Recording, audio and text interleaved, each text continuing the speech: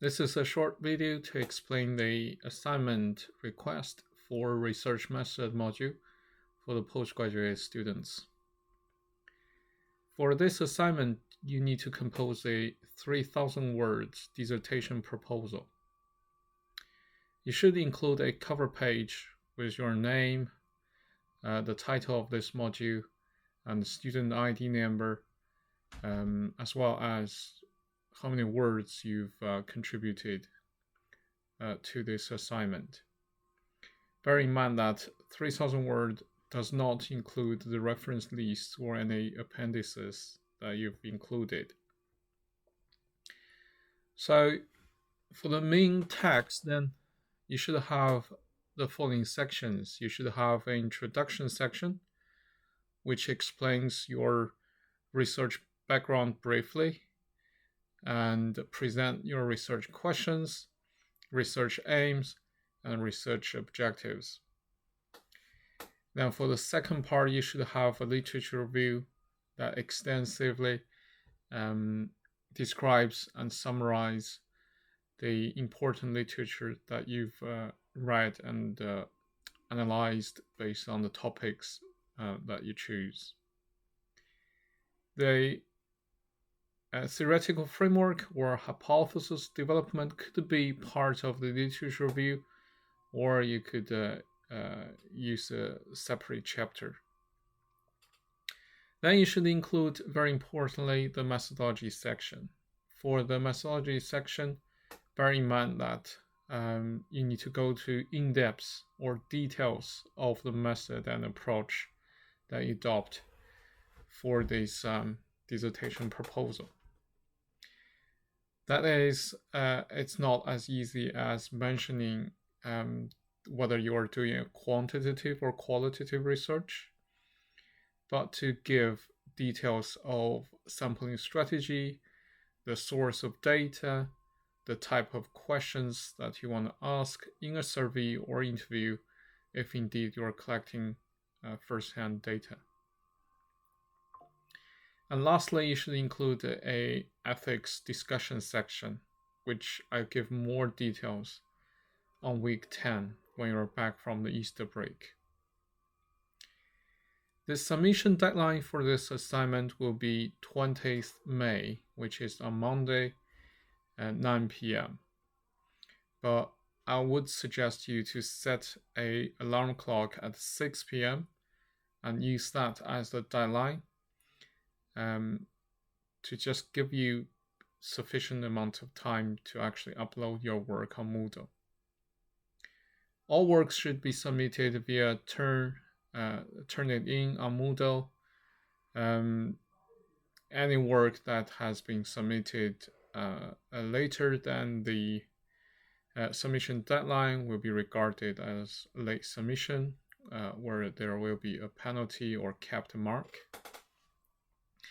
There is, however, a extension period that you could apply for, but if there are other cases of concerns or delays, then you should get in touch with Student Hub and apply for a longer extension for the submission.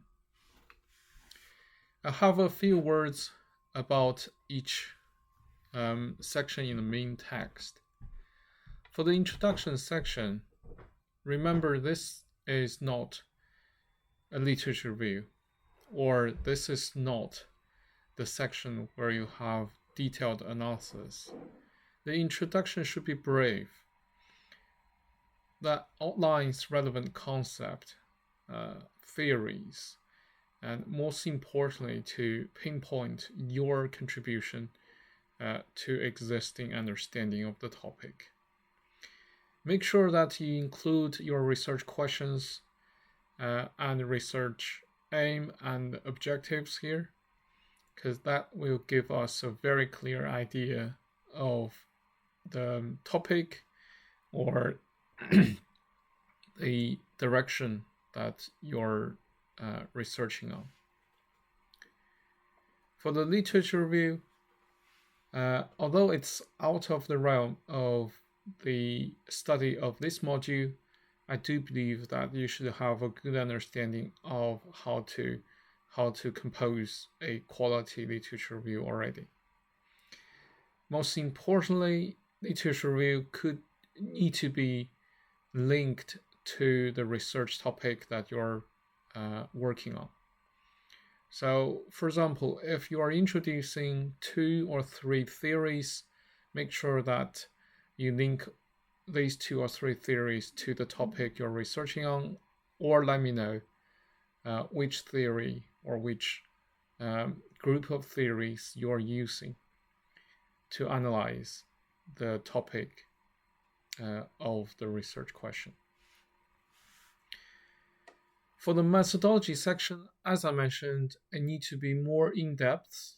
So you need to provide more information on the source of data, on the type of test you're envisaging to run. If it's a qualitative research, I'd like to find out whether you are using a thematic analysis or a case study or observation or any other types of method that derived from the branch of qualitative research.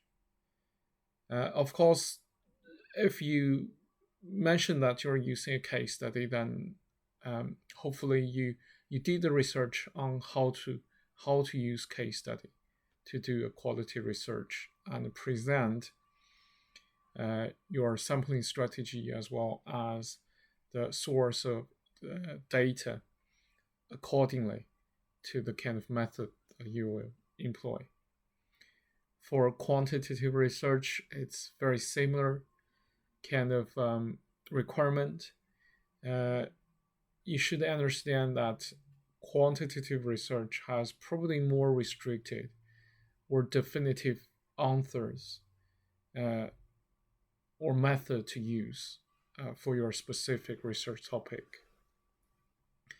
So I'm hopeful that you understand certain type of quantitative research method, such as t-test, ANOVA, or linear regression, but don't worry too much. If you make a mistake on this stage, it won't be a mistake that we penalize you or we specifically pick on.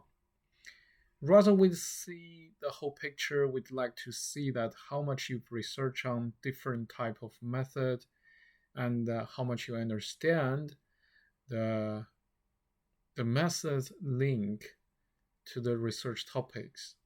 So don't be afraid to make mistakes, but we do want to see that evidence of independent research and independent study.